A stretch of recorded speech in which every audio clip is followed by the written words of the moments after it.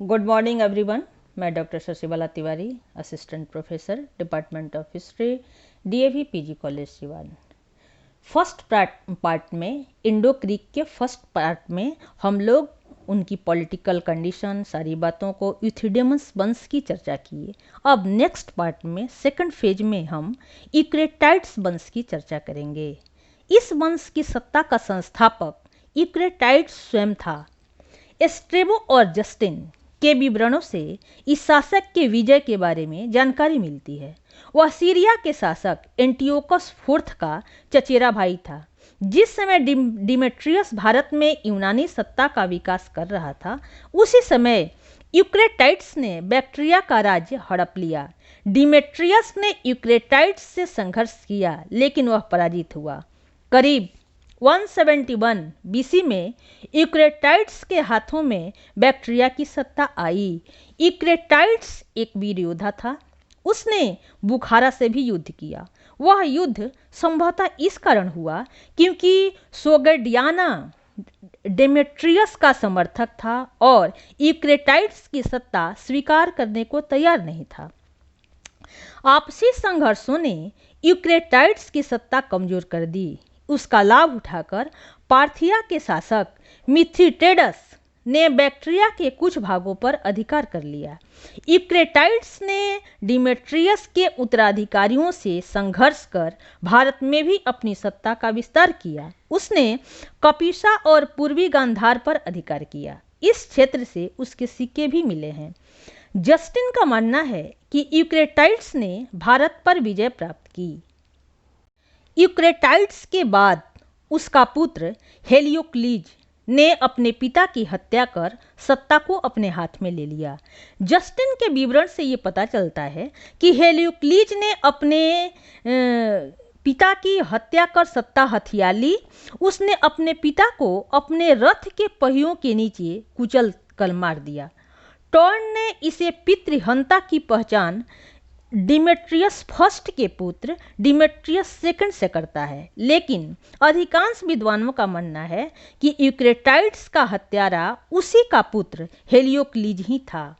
प्राप्त सिक्कों के आधार पर यह अनुमान लगाया गया है कि यूथिडेमस वंश के शासकों पर आरंभिक सफलता प्राप्त करने के बाद उसे पार्थियनों और शकों से संघर्ष करना पड़ा।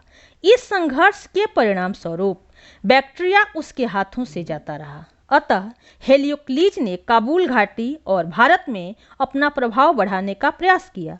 इस क्षेत्र में उसे डिमेट्रियस के उत्तराधिकारियों से संघर्ष करना पड़ा। उसने संभवतः पेरिपेनिसाइडाई से झेलम तक के क्षेत्र पर अधिकार कर लिया, क्योंकि इस क्षेत्र से हेलियोक्लीज के सिक्के मिलते हैं। यूक्रेटाइड्स के वंश का अंतिम महत्वपूर्ण शासक एंटिओक्लिकीडस था। वह संभवतः 125 या 112 बीसी में शासक बना। उसके समय का एक अभिलेख विदिशा से मिला है। अभिलेख एक गरुड़ स्तंभ पर खुदा हुआ है। उसके अनुसार तक्षशिला निवासी हेलियोडोरस, जिसे महाराज एंटिओक्लिकीडस ने अपने राजदूत के रूप में भारतीय राजा काशीपुत्र भागभद्र के दरबार में भेजा था, ने भागवत वासुदेव के सम्मान में गरुड़ स्तंभ की स्थापना करवाई। भागभद्र की पहचान शुंग शासक भागवत से की गई है। इस अभिलेख से ऐसा ज्ञात होता है कि एंटिओक्लिड्स ने यूथिडेमस वंश के शासकों के विरुद्ध शुंगों से मैत्री स्थापित की। शुंगों की ब्राह्मण धर्म के प्रति अनुरक्ति को तुष्ट कर उनसे सहायता के लिए गरुड़ ध्वज की स्थापना करवाई गई, लेकिन इसका पर्याप्त लाभ उसे नहीं मिल सका, क्योंकि शुंगों की सत्ता स्वयं ही कमजोर हो चली थी। उस समय तक एंटिओक्लिड्स अपना प्रभाव पश्चिमी एवं पूर्वी गांधार पर बनाए रखने में सफल रहा। उस समय इस क्षेत्र के महत्वपूर्ण नगर कपिसा, पुष्कलावती और तक्षशिला पर उसका नियंत्रण बना रहा। एंटिओक्लिड्स का समकालीन राजा लिसियस था। उसकी कुछ मुद्राओं पर उसके नाम के साथ एंटिओक्लिड्स का भी नाम और चित्र मिलता है। कुछ विद्वान उसे यूथिडेमस वंश का मानते हैं, लेकिन रैप्सन के अनुसार वह यूक्रेटाइड्स के वंश का ही था।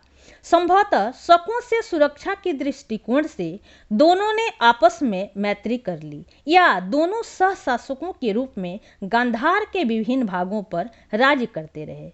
डीसी सरकार का मानना है कि एंटीअल्किड्स, लीसियस और हेलियोक्लीज एक ही साथ क्रमशः तक्षशिला, कपिसा और पुष्कलावती पर शासन करते रहे। यूक्रेटाइड्स वंश का अंतिम शासक हर्मियस था। उसकी सत्ता ऊपरी काबुल घाटी तक सिमट कर रह गई थी। उसका छोटा सा राज्य चारों ओर से शत्रु राज्यों से घिरा हुआ था। पश्चिमोत्तर सीमा क्षेत्र पर शक, पार्थियन और कुषाणों का दबाव बढ़ता जा रहा था। अपनी सुरक्षा के लिए उसने यूथिडेमस वंश के हिपोस्ट्रेटस की पुत्री कैलिपो से विवाह भी किया, लेकिन इससे उसको कोई लाभ नहीं मिला। प्रत्येक आक्रांता अपनी सीमा एवं राज्य का विस्तार करना चाहता था। यूक्रेटाइड्स वंश की सत्ता समाप्त प्राय हो गई। कुषाण नेता कुजुल कटफिसिस ने पहले तो हर्मियस की अधीनता स्वीकार कर ली, लेकिन बाद में उसके राज्य पर अधिकार कर लिया। इस प्रकार हमारी समझ से करीब करीब हम लोग इंडो ग्रीक को कंप्लीटली एक संक्षिप्त परिचय के रूप में देख लिए। अब इसमें तुमको और भी कोई कन्फ्यूज़न है, कोई क्वेश्चन है तो हमसे भी पूछ सकते हो, या किसी भी एंशिएंट इंडियन हिस्ट्री को लेकर इसमें और डिटेल जा सकते हो। अब नेक्स्ट लेक्चर में इसको हम लोग देखेंगे कि इसने ये जो इन लोग का कोई सिविलाइजेशन था, और यदि था तो इंडियन कल्चर को उसने कैसे इफेक्टेड किया। Okay, thanks.